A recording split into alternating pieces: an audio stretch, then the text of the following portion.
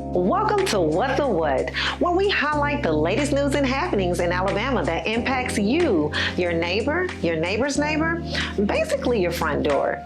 Now, What the What is brought to you by Alabama Values, a grassroots communications organization that uses the media and visual stories to raise awareness around what's happening on Alabama's political scene, and to help you find ways to get involved in the movement to build a better Alabama, a state that is equitable and inclusive for all. So let's dive in. Now, the 2023 legislative session kicked off on March 7th, and immediately it took a pause on March 8th as Governor Ivey called a special session to determine how the state would spend the remaining ARPA funds, also known as COVID relief funds. Now, you may be thinking to yourself, what are ARPA funds? Well, back in March 2021, President Biden signed into law the American Rescue Plan Act, which distributed $350 billion in additional funds to cities and states across the country. It's commonly referred to as COVID relief money. So in 2021, our state legislature approved $80 million for hospitals and nursing homes, $225 million for sewer and water infrastructure, $276 million for broadband, $79.5 million for the Unemployment Compensation Trust Fund, $5 million for telemedicine, $20 million for first responders, and $30 million for rural hospitals. They also allocated $400 million of the ARPA funds, aka the COVID relief funds, to build new prisons. Yes. What the what? So let's fast forward to Thursday, March 16th, 2023, and Governor Ivey has signed a bill, a $1.6 billion bill into law, allocating how Alabama will spend the rest of the COVID relief funds. So let's run the numbers. The legislature has allocated $400 million for sewer and water projects, with $200 million of that being used for stormwater. This amendment was brought by Senator Chris Elliott.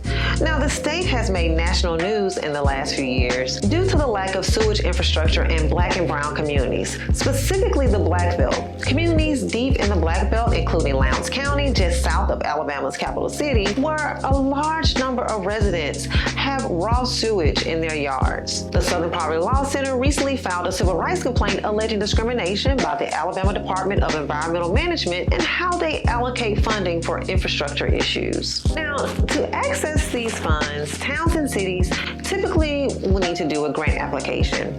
Most smaller communities do not have, on-staff grant writers. A second amendment authored by Senator Roger Smitherman stops state agencies from outright denying applications due to technical difficulties. Smaller towns may not have the same tech and staff resources as larger cities to apply for these funds. Now, this provides more equitable access to funding for rural Alabamians. The bill also allocated $339 million for healthcare to go towards things such as reimbursements to hospitals for eligible expenses incurred as a result of COVID-19, $25 million for mental health services, $9 million for telemedicine, and according to America's Health Rankings 2022 annual report, Alabama's healthcare ranks 46 in the nation. Now, that's up from one spot from 2019, but we have to do better, Alabama. So hopefully our legislature will consider things like Medicaid expansion, which will give health care to some of the 280,000 Alabamians that need it, funding to help rural hospitals. Just last month, the Alabama Hospital Association said that more than a dozen rural hospitals are at risk of closing. Alabama's maternal mortality rate ranks 3rd in the country. Alabama, we have a ways to go, so let's try to invest in our health care. Now, the bill also included $260 million in broadband internet access. 17% of Alabamians have no internet access at all. What the what? And 55% live in an area where they only have one service provider to choose from. Now, that places Alabama as the 6th highest in the nation for the number of residents without adequate internet access. The state also allocated $55 million to help fund things such as housing assistance, food banks, senior programs, and more areas that were impacted by COVID-19. The legislature also passed a bill that will repay nearly $60 million to the Alabama Trust Fund.